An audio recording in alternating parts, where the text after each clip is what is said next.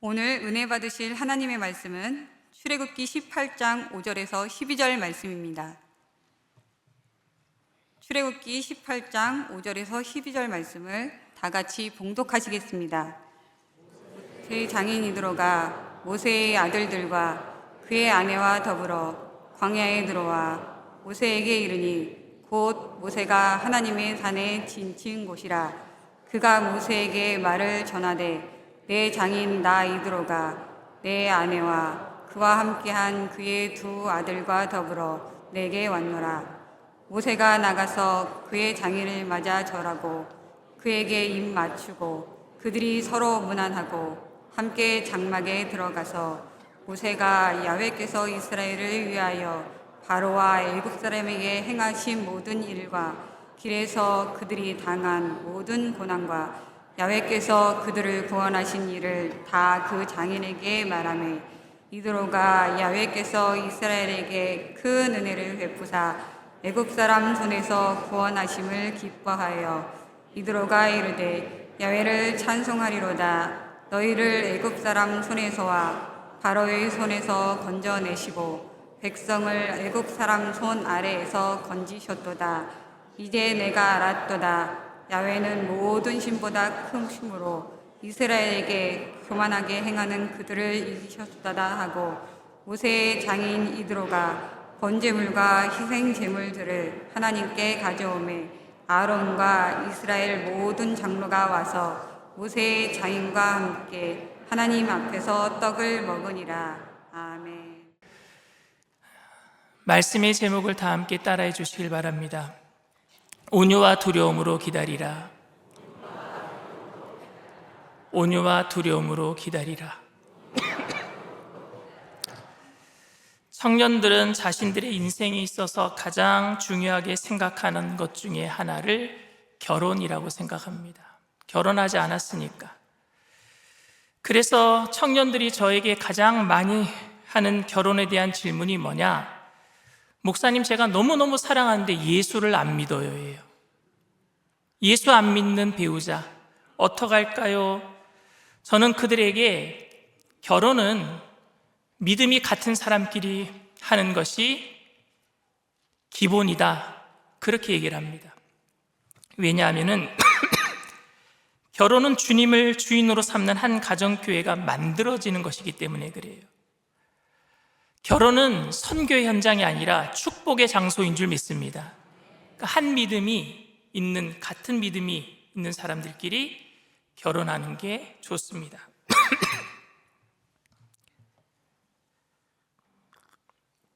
그래서 주례를 부탁하는 청년들에게 신랑은 예수 믿느냐, 신부는 예수를 믿느냐 꼭 물어봅니다. 성도들은 결혼을 통해서도 하나님의 원하심을 이루어 가야 될 줄 믿습니다. 만약 배우자가 하나님을 믿지 않는 사람이라면 서로의 원하는 것이 부딪혀요. 예수 믿는 사람들은 예수님이 원하는 것 때문에 헌금도 할 수 있고 예수님이 원하셔서 봉사도 해야 되는데 예수 안 믿는 배우자는 왜 그 돈을 하나님께 드려야 되느냐? 왜 우리 놀러 갈 시간을 하나님께 가서 봉사해야 되느냐? 부딪힐 수가 있어요. 그런데 의외로 평생을 신앙생활 하신 분들 중에도 결혼을 서로의 편리와 필요를 채워주기 위한 것이라고 생각하는 분들이 많습니다. 내 부족한 것을 배우자가 채워주고 저 사람의 부족한 것을 내가 채워주는 필요 관계에 따라서 결혼을 해야 하는 것으로 생각하는 분들이 예수 믿는 사람들 중에도 많은 것 같습니다. 그래서 무능한 신자보다는 유능한 불신자를 더 선호하는 경우를 어렵지 않게 예수 믿는 가정에서도 그렇게 생각하는 것 같습니다. 만일 여러분들이라면은 결혼을 하기에 앞서서 청년이라면, 아니면 또 그런 청년을 둔 부모님이라고 한다면 너무너무 예배는 잘 드리고 신앙은 좋은데 아무것도 가진 것이 없고 능력도 없고, 또 어떤 사람은 교회는 안 다녀. 그런데 너무너무 능력이 좋아. 누구랑 결혼시키겠어요? 제가 이런 얘기 하니까 어떤 분이 저한테 그러더라고요. 교회 생활 잘하고 성격도 무난하고 인품도 좋고 그리고 경제력도 확실한 사람이 나타날 때까지 기다리면 되죠. 그런데 여러분, 그러다가 보면은요, 평생을 결혼 못할 수도 있습니다. 어떤 분들은 다 필요 없고 예수만 잘 믿으면 돼요 라고 말하는 분도 있을 것 같고, 아니면은 유능하지만 예수를 안 믿는 사람과 결혼해서 이후에 그 배우자를 위해서 새벽 기도 제단 쌓고 열심히 기도해서 전도해서 예수님 믿게 만들면 됩니다 라고 말하는 사람도 있습니다. 그런데 여러분, 교회 생활 잘하는 것이 신앙생활 잘하는 것은 아닙니다. 건강하고 바람직한 신앙생활이란 우리의 삶의 모든 영역에서 예수님이 주인 되심을 드러내는 것이 신앙생활인 줄 믿습니다. 그러니 아무리 종교생활 잘한다고 교회 생활 잘한다고 하더라도 예수님을 주인으로 삼지 않는다면 온전하다라고 말할 수 없는 것입니다. 따라서 신자와 불신자와 결혼해서 주님의 주인 되심을 가정에서 나타낼 수 있는 것이 불가능하니까, 잘 힘드니까 기본적으로는, 원칙적으로는 그리스도인은 그리스도인과 함께 결혼하는 게 기본적으로 맞습니다. 하지만 그렇다고 저는 불신자와 결혼하는 것을 죄라고 여기지는 않습니다. 그런 결혼을 성도들이 한다는 것을 정죄해서는 안 된다고 생각합니다. 저는 그리스도인들과 불신자와 결혼하는 것이 죄인가 하는 문제보다 더 큰 문제가 뭐냐면요, 과연 주님의 제자로 살아내기 위한 사람이 불신자와 결혼을 해서 그 삶 전체를 그리스도의 주인 되심을 나타낼 수 있는가, 이게 더 중요한 문제 아닙니까? 물론 여기 계신 분들 중에는 이 문제, 결혼 문제, 신앙 문제를 가지고 나름대로 다양한 경험들을 하신 분들이 여기에 다 있을 거라고 생각합니다. 두 사람이 아주 독실한 기독교인으로 만나서 지금까지 갈등 없이 잘 신앙생활 하시는 분들도 여기 계실 것이고, 안 믿는 사람과 결혼했는데 안 믿는 배우자가 지금은 나보다 더 믿음이 좋아져서 그래서 매일 아침마다 제일 먼저 일어나서 교회 가지고 깨우는 그런 예수 안 믿는 분이 더 잘 믿는 사람으로 변한 그런 경험을 가진 분들도 계실 것이고, 또 어떤 분들은 불신자와 결혼했는데 결국에 내가 있는 믿음까지 그 사람 때문에 까먹어서 결국에 교회에 안 나오는 사람도 있을 것이고, 그리고 교회 나가서 봉사하는 것을 핍박하는 배우자도 있을 것이고, 어떤 사람은 예수님을 안 믿는데 너무너무 인격적이고 사랑해서 교회 다니는 것을 잘 배려를 해주는데 아직 자기는 교회 안 나오는, 약간의 신앙의 갈등은 있지만 자기를 잘 배려해주는 배우자도 있을 것입니다. 저는 주례를 참 많이 했어요. 2003년부터 주례를 했어요. 근데 그때부터 주례를 해서 지금까지 21년째 주례를 하고 있는데 약 한 100상 이상을 한 것 같아요, 주례를. 근데 제가 주례를 하면서 양쪽 다 대부분 다 예수 믿는 가정이었어요. 그리고 예수를 안 믿는 분이면은요, 제가 꼭 예수 믿게 해서 데리고 오라 그랬어요. 그러니 어떤 분은 신랑이 예수 안 믿으니까요, 신부 어머니가 데리고 와서 저에게 기도받고 침례받고 그리고 예수 믿게 해서 결혼식 하기도 했습니다. 그런데 결혼 이후에 예수를 믿겠다고 한 고백을 헌신짝처럼 버리고 믿는 배우자를 핍박하는 그런 사람도 봤고, 예수를 믿지 않았는데도 그래서 신앙의 갈등은 약간은 있지만 배우자를 진심으로 존중하고 배려해 주어서 그래서 믿는 사람보다 더 듬직하게 그렇게 배려해 주는 배우자들도 본 적이 있습니다. 제가 말씀드리고 싶은 것은 아무리 예수님을 잘 믿는다고 할지라도, 그리고 고백하고 결혼을 해도 예수님이 주인 되시는 제자의 삶이 결혼에 나타나지 않으면 성도와 성도와의 결혼도 불완전한 것이고 성도와 불신자의 결혼도 불완전할 수밖에 없다라는 것입니다. 그래서 예수를 믿는다고 해서 믿지 않는 가정을 함부로 판단해서도 안 될 것이고, 예수를 잘 믿는다고 해서 예수 안 믿는 배우자를요 무례하게 대해서도 안 될 것입니다. 그런데 예수 잘 믿는 분이 예수 안 믿는다고 배우자를요 마귀라고 얘기하는 사람들도 있단 말입니다. 무례하게 무시하면서 예수 안 믿는다고 이야기하는 분들도 있습니다. 사실 저는 믿지 않는 분들 중에 인격적으로 존경스러운 분들을 많이 봤어요. 예수 안 믿지만 마음이 착하고 선하고 그런 분들을 많이 봤어요. 오늘 본문에 나오는 모세와 모세의 장인 이드로의 관계는 어떠했을까요? 모세는 40살에 애굽에서 도망 나와 광야로 피신했습니다. 그리고 그 광야에서 아무도 도움을 주지 않았을 때에 그의 장인 이드로를 만났어요. 생명의 은인입니다. 그 이드로는요, 자신의 딸을요, 아낌없이, 십보라라고 하는 자신의 딸을 아낌없이 모세에게, 이방 남자에게 주어서 결혼까지 시켰습니다. 그런데 여러분, 이드로는 미디안 제사장이었습니다. 미디안이라는 제사장, 미디안 광야에, 그러면 타 종교의 제사장이에요. 당시는 시족국가, 부족국가였었으니까 부족장이 누굽니까? 토테미즘, 샤머니즘, 무당이었어요. 제사장이었어요. 권력 있는 사람입니다. 대단한 사람이에요. 그런데 무당이었단 말입니다. 무당. 타 종교를 섬기는 제사장의 딸과 하나님만을 섬기는 모세가 결혼을 했습니다. 하지만 모세가 결혼한 이후에 그의 가족을 하나님께로 인도했다라는 기록이 성경 그 어디에도 없습니다. 그렇다고 모세가 자기가 섬기는 하나님을 슬쩍 포기하고 미디안 종교를 섬겼다라는 기록도 없습니다. 성경을 통해서 우리가 알 수 있는 것은 서로 다른 종교를 가진 채 그렇게 40년을 함께 살았다라는 거예요. 40년을 한번 생각해 보세요, 여러분.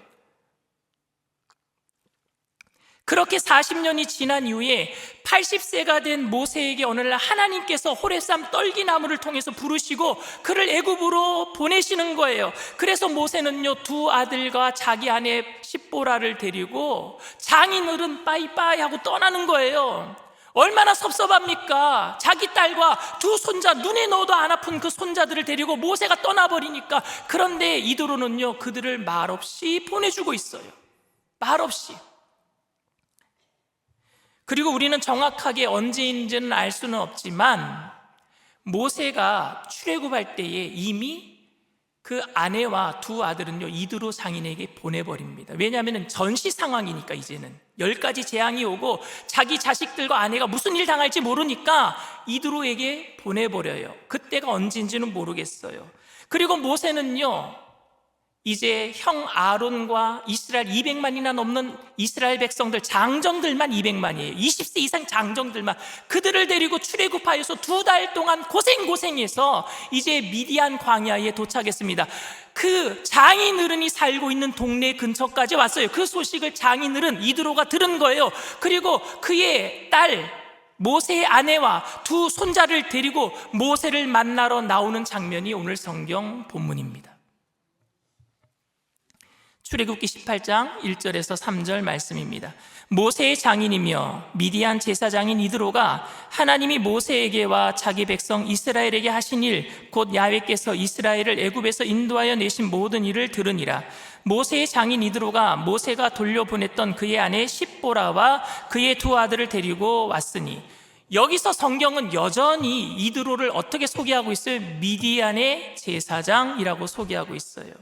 모세는 야훼 하나님만을 섬기는 이스라엘 민족의 지도자였지만 그의 장인은 여전히 이방신을 섬기고 있는 제사장이었습니다. 무당이었어요. 저는 모세가 이방인과 결혼한 것이 합당한 것인가 합당하지 않은 것인가 라든지, 모세가 장인도 전도하지 못하면서 무슨 이스라엘 백성들을 인도하겠다라고 하는 것인가 라는 그런 질문보다 오히려 하나님을 섬기던 모세가 이방인, 어떻게 이방신을 섬겼던 장인과 어떻게 관계를 40년 동안 맺고 이렇게 잘 살고 있는가에 대해서 생각해 보게 되기를 바랍니다. 조금 극단적으로 말한다면은 이 두 사람은 다른 두 종교의 지도자입니다. 모세는 유일신 하나님을 섬기는 유대교의 지도자고, 그리고 이드로는요, 미디안 광야에서 다른 신을 섬기는 그 신의 지도자입니다. 몇 년 전에 부산에서 굉장히 꽤 큰 나무 십자가를 왼손에 들고 그 어떤 기독교인이 노숙자를 돕기 위해서 시주를 하고 있는 그 스님의 이름이 두타 스님이래요. 그 스님의 머리에다가 손을 얹고 안수기도 하면서 회개하라라고 외쳤던 동영상이 유포되면서 물의를 일으켰던 적이 있습니다. 기독교가 왜 저러냐? 한 기독교인이 한 사람을 전도하기 위해서 다른 종교 지도자의 머리에 손을 얹고 무례하게 이렇게 기도해도 되겠습니까? 어떤 이유가 있었는지는 모르겠지만 그래도 되겠습니까, 여러분? 여러분들은 길거리에서 스님을 보면 어떤 생각이 드십니까? 회개하라고 가서 말해 주시겠습니까? 아니면 멀리 돌아서 피해서 도망가시겠습니까?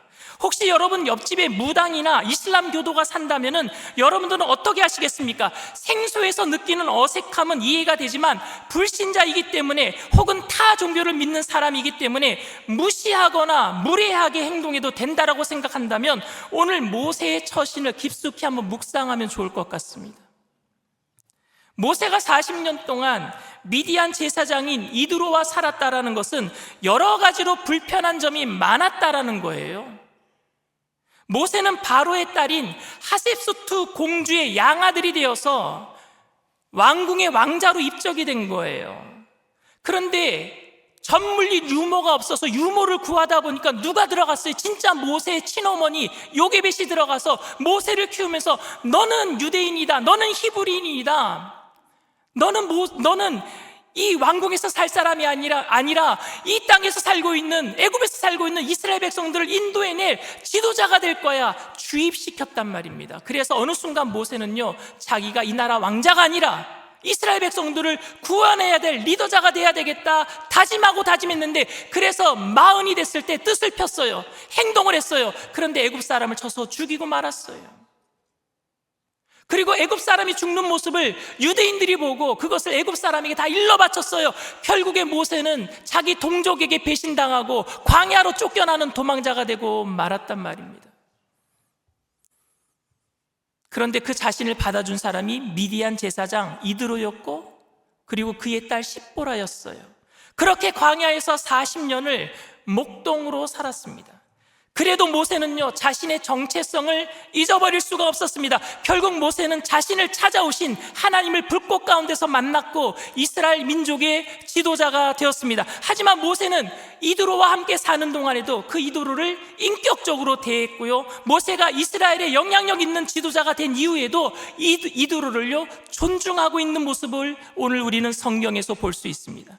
모세가 지도자로 자리를 잡아가고 있을 때, 그리고 모세가 이스라엘 민족의 지도자로 온 세상을 떠들썩하게 만들고 있을 때, 애굽에서 하나님이 10가지 재앙을 통해서 애굽을 심판하신 내용을 온 민족들이 다 소문을 통해서 들었어요. 그 중심에 누가 있었어요? 모세가 있었단 말입니다. 모세는 이제 대단한 인물이 되었어요. 하나님을 독대하고 하나님을 대변하는 대변자가 되었어요. 범접할 수 없는 인물이 되었단 말입니다. 감히 아무도 만나줄 수 없는 너무너무 높은 사람이 되었어요. 그런데 이드로가 찾아왔을 때 모세는요 버선발로 뛰어나갑니다. 오늘 7절 말씀입니다. 모세가 나가서 그의 장인을 맞아 절하고 그에게 입 맞추고 그들이 서로 문안하고 함께 장막에 들어가서, 모세는 나가서 절을 하고 입을 맞추고 문안 인사를 드리고 장막으로 이드로를 모시고 들어왔습니다. 그리고 모세는요 애굽에서 하나님이 하신 일을 말했어요. 그리고 이 광야에서 얼마나 고난을 많이 당했는지도 얘기했어요. 그런데 하나님은 우리를 어떻게 그 고난 가운데서 구원했는지 하나님을 간증하기 시작했습니다. 8절 말씀입니다. 모세가 야훼께서 이스라엘을 위하여 바로와 애굽 사람에게 행하신 모든 일과 길에서 그들이 당한 모든 고난과 야훼께서 그들을 구원하신 일을 다 그 장인에게 말하며, 이드로는 모세의 이야기를 들으면서 진심으로 기뻐했고 너무너무 감격하고 감사했습니다. 야훼 하나님이 정말로 살아계셔서 그의 백성을 인도하셨구나 고백을 했어요. 그래서 모세의 말을 듣고 난 다음에 엄청난 신앙 고백을 합니다. 이드로가요, 이방인 제사장이.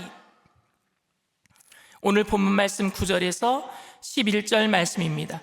이드로가 야훼께서 이스라엘에게 큰 은혜를 베푸사 애굽 사람의 손에서 구원하심을 기뻐하며 이드로가 이르되 야훼를 찬송하리로다. 너희를 애굽 사람의 손에서와 바로의 손에서 건져내시고 백성을 애굽 사람의 손 아래서 건지셨도다. 이제 내가 알았도다. 야훼는 모든 신보다 크심으로 이스라엘에게 교만하게 행하는 그들을 이기셨도다 하고. 여러분, 이 고백은 10가지 재앙 때문에 어쩔 수 없이 하나님의 위대하심을 인정했던 바로의 고백과는 근본적으로 다릅니다.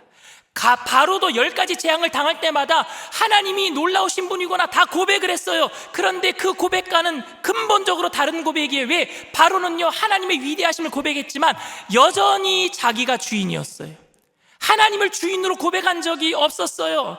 그런데 이드로는요, 이렇게 고백합니다. 이제 내가 알았도다. 야훼는 모든 신보다 크시다. 내가 섬기는 신보다 더 크시다. 하나님만이 유일신입니다. 하나님을 지금 주인으로 고백하고 있는 겁니다. 그리고 주인으로 고백한 다음에 입만 싹 닦은 것이 아니라 희생제물과 번제물을 가져다가 예배를 드린단 말입니다. 예배를 드린 건 뭐예요? 하나님을 섬기겠다라는 표현이었어요. 12절 말씀입니다. 모세의 장인 이드로가 번제물과 희생제물들을 하나님께 가져오매 아론과 이스라엘 모든 장로가 와서 모세의 장인과 함께 하나님 앞에서 떡을 먹으니라. 이제 하나님만을 섬기겠습니다. 자기가 제물을 가져다가.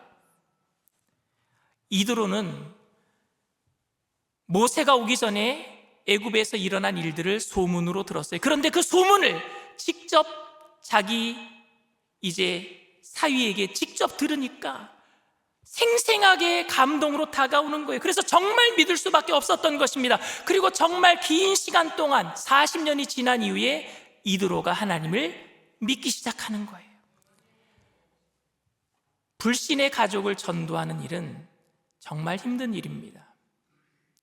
나를 모르는 다른 사람들 가서 전도하는 것은 그래도 좀 쉬워요. 나를 모르니까. 그런데 나를 너무 잘 아는 사람, 내가 내 가족을 전도할 때 너나 잘 믿어라 그래요. 너나 잘 믿어라. 그런 어렵고 힘든 가족 전도하는 일을 안타까워하는 교인들의 마음을 이용해서 교회의 재정을 늘린 교회의 흥역사가 있었어요. 그게 뭐냐? 중세교회의 면죄부 사건입니다. 교회에 헌금하는 순간 예수 안 믿고 연옥에 떨어진 여러분들의 아버지, 어머니, 형제, 누나가 여러분들이 헌금하는 순간 천국으로 뿅 하고 올라갈 겁니다. 이게 면죄부예요. 헌금하는 순간. 그래서 교회들은 돈을 많이 걷어들였어요. 절대 이런 일은 있을 수 없습니다. 다시는 교회에 이런 일이 일어나서도 안 돼요, 여러분. 이런 연약한 마음들을 이용해서 가족을 구원하기 위해서 여러분 어떻게 해야 합니까? 헌금 많이 드려야 돼요? 헌금 많이 하면은 우리 가족이 구원받습니까? 그럼 면죄부 사건과 뭐가 다를 바가 있겠어요? 봉사 많이 하면은요, 다른 사람을 많이 전도해 오면은 다른 사람이 우리 가족을 구원시켜 줄 거라고 그렇게 믿으십니까? 어떻게 해야 합니까, 여러분?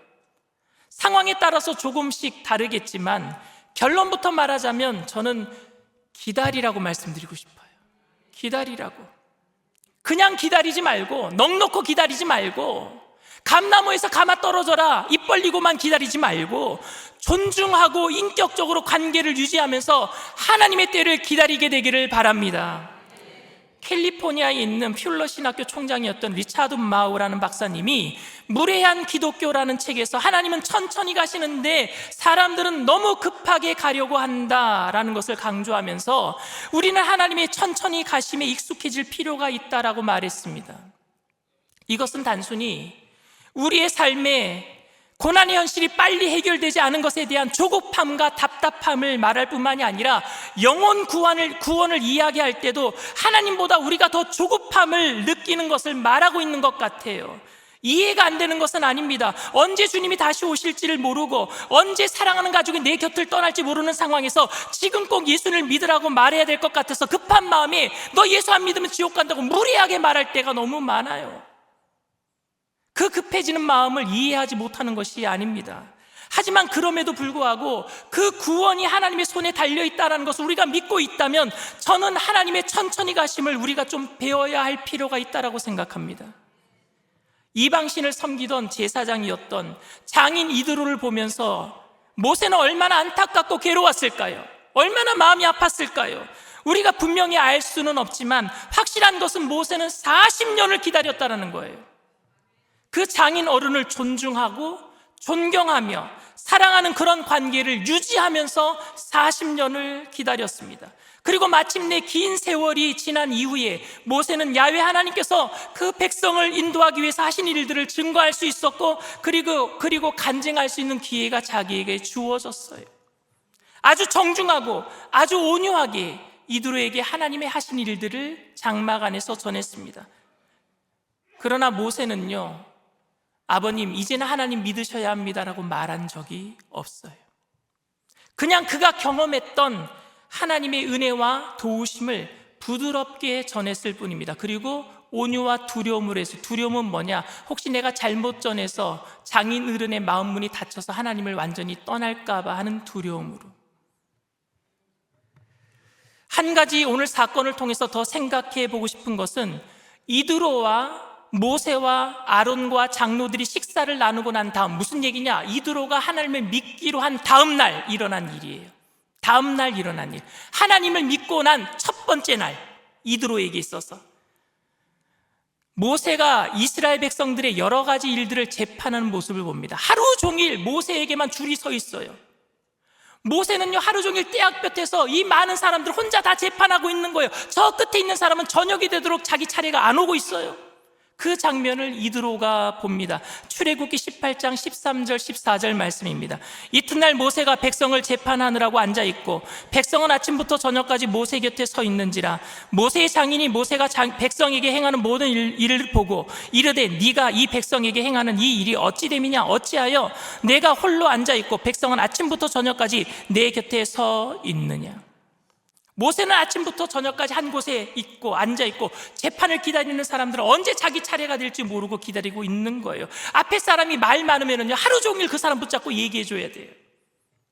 이드로가 생각할 때 이것은 지혜롭지 못한 일이었습니다. 그래서 모세에게 1000부장, 100부장, 50부장, 10부장을 세워라 라고 얘기를 합니다. 출애굽기 18장 21절, 22절 말씀입니다. 너는 또 온 백성 가운데서 능력 있는 사람들, 곧 하나님을 두려워하며 진실하며 불의한 이익을 미워하는 자를 살펴서 백성 위에 세워 1000부장과 100부장과 50부장과 10부장을 삼아 그들이 때를 따라 백성을 재판하게 하라. 큰 일은 모두 내게 가져갈 것이요 작은 일은 모두 그들이 스스로 재판할 것이니 그리하면 그들이 너와 함께 담당할 것인즉 일이 내게 쉬우리라. 모세는 이스라엘의 지도자였고요, 하나님께서 세운 사람이었지만 한 번도 경험해 보지 못한 길을 지금 가고 있어요, 지도자로서. 그래서 시행착오를 많이 하고 있는데, 이 시행착오가 누구 눈에 보인 거예요? 이드로의 눈에 보였어요. 그런데 여러분, 우리는 이럴 때 어떻게 얘기할까요? 이런 상황이, 당신은 지금 예수 믿은 지 하루밖에 되지 않았는데 교회 일에 뭘 안다고 나섭니까? 이렇게 얘기하진 않겠어요? 하나님 믿은 지 이제 하루 됐어요. 여기까지 인도하신 분이 하나님이고 하나님이 나를 리더자로 삼았는데 지금까지 아무 문제 없었는데 왜 내 방식을 당신이 바꾸려고 합니까? 이제 겨우 하나님을 믿은 지 하루밖에 되지 않은 사람이 뭘 안다고, 이런 말을 우리는 하지 않을까요? 그런데 모세는 이드로의 제안을 좋게 받아들입니다. 그리고 하나님께서도 이드로의 제안을 받아들인 모세를 뭐라 하시지 않으셨어요.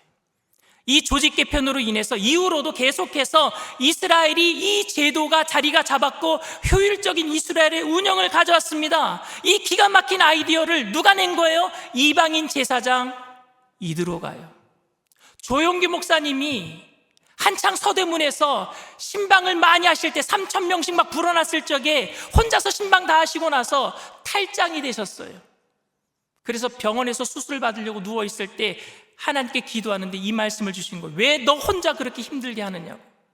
1000부장, 50부장, 100부장, 50부장, 10부장을 세워라. 그래서 구역 조직이 만들어진 거예요, 우리한테. 이걸 누가 만들었다고요? 이방인 제사장 이드로가요. 예수 믿은 지 하루밖에 안 된 사람이. 우리는 불신자에게도, 그리고 이제 막 신앙을 시작한 초신자에게도 그들의 말을 경청할 수 있는 마음이 열리고 존경하는 마음이 있어야 합니다. 오늘날 현대 기독교인들의 문제 중 심각한 것은, 다 그런 것은 아니겠지만 대부분 예의 바른 사람은요, 신념이 별로 없어요. 확신이 별로 없어요, 예의 바른 사람들은. 그런데 강한 심령과 강한 믿음과 강한 확신을 가진 사람들은요, 무례하다는 거예요. 예의가 없다는 점입니다. 왜 성령 받은 사람들이 그렇게 싸납습니까? 왜 그렇게 예의가 없습니까? 왜 무례하게 다른 사람에게 막말을 합니까?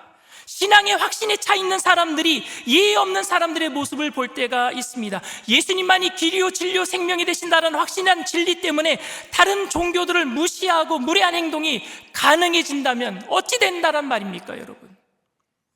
자기가 옳다라고 생각한다고 다른 사람들을 다 무시하고 자기 입장만 이야기하고 다른 사람들의 이야기는 전혀 들으려고 하지 않는 그런 모습이 다른 사람들에게 다 무례하게 비춰지는 것 아닙니까?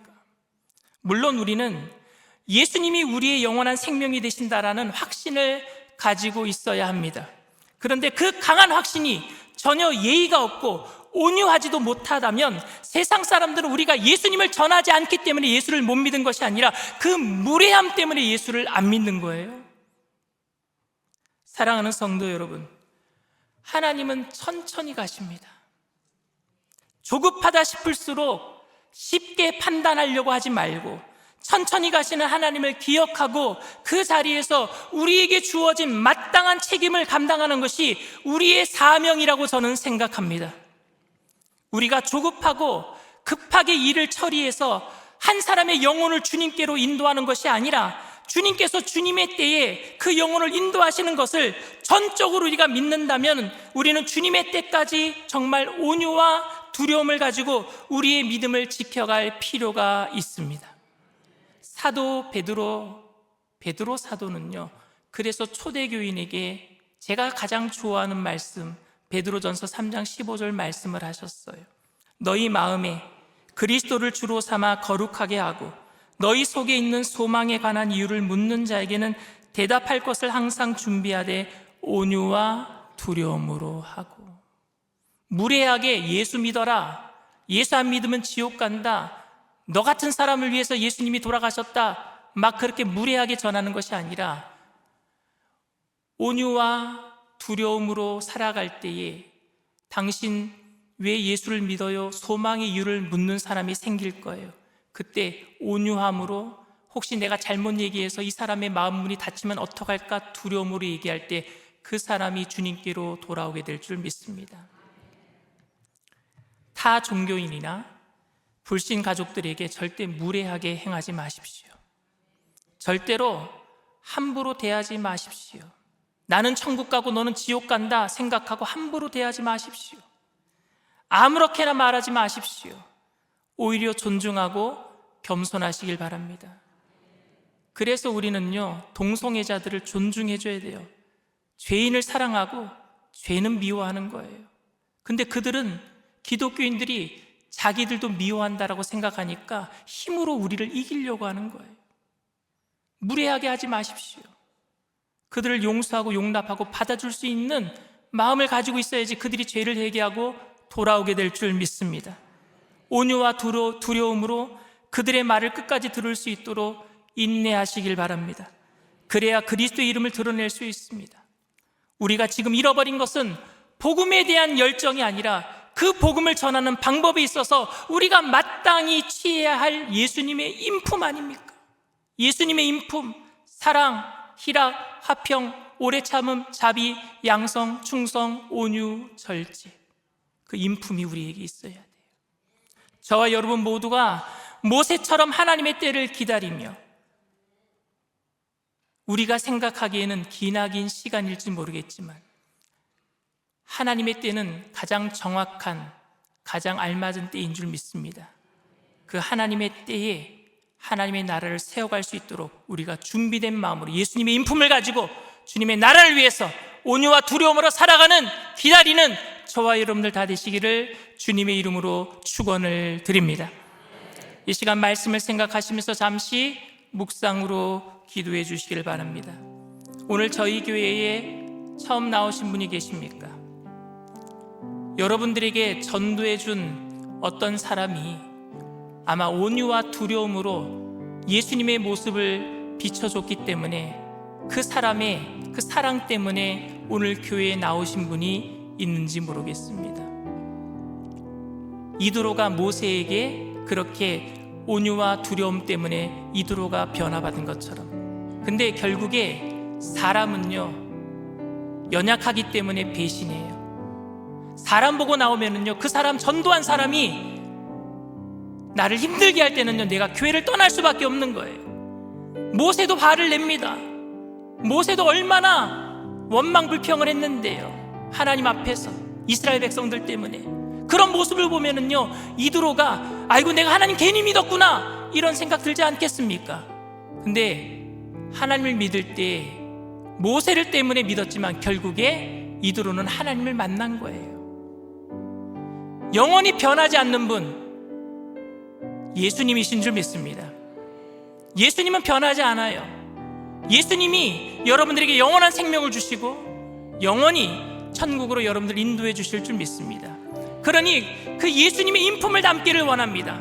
오늘 누구 때문에 전도되었는지 모르겠지만 그러나 그 사람 때문에 교회 나오는 것이 아니라 이제는 예수 때문에 교회 나오기를 원합니다. 예수 때문에 살게 되기를 원합니다. 그렇게 고백하시는 분 오늘 믿음으로 그 자리에서 일어나 주시길 바랍니다. 인터넷상에서 TV상에서 예배드리는 그 자리에서도 내가 처음으로 지금 예배드리고 있습니다 하는 분, 예수 믿고 내가 예수 때문에 예수님의 인품으로 예수 때문에 살기를 원합니다 하시는 분은 그 자리에서 믿음을 가지고 일어나 주시길 바랍니다. 믿음으로 일어나신 분들은 제가 하는 기도를 따라해 주시길 바랍니다. 하나님 아버지, 저는 죄인입니다. 어디에서 와서 왜 살며 어디로 가는지 알지 못하고 방황하며 살았습니다. 저의 죄를 위하여 십자가에서 죽으시고 부활하신 예수님을 제 구주로 모셔드립니다. 저는 하나님의 자녀가 되었습니다. 지금부터 영원토록 주님과 함께 살겠습니다. 예수님의 이름으로 기도드립니다. 아멘. 할렐루야. 여러분들을 진심으로 축복하고 환영합니다. 예배가 마친 이후에 새로 오신 분들은 새가족 환영회에 꼭 참석해 주시길 바랍니다. 오늘은 우리가 성찬을 대하는 날입니다. 이 성찬은 우리가 주님을 기억하는 거예요. 근데 주님을 기억할 때 주님의 말씀이 기억나고 주님의 사랑이 기억나고 예수님이 나를 어떻게 대해 주셨는지 그분의 인격이 기억나야 돼요. 나도 그렇게 살겠습니다. 성찬은 여러분 그저 우리가 먹고 마심으로 인해서 하루 그냥 예수님 때문에 내가 좀 감격하고 눈물 한번 찔끔 흘리고 그게 성찬이 아니에요. 이 성찬을 통해서 우리가 예수 그리스도의 인품을 닮아가고 그 인품을 나타내야 될 줄 믿습니다. 온유와 두려움으로 기다려줄 때 우리 가족이 변화되고 이 땅이 변화되게 될 줄 믿습니다. 하나님 그렇게 변화되기 위해서 그동안 내가 알고 지은 죄, 모르고 지은 죄, 행함으로 지은 죄, 생각으로 지은 죄 다 회개하고 주님 닮기를 원하오니 그리스도의 보혈로 정결케 하시고 성찬을 통해서 다시 한번 새롭게 하여 달라고 우리 주님 세 번 부르고 통성으로 간절히 기도합니다.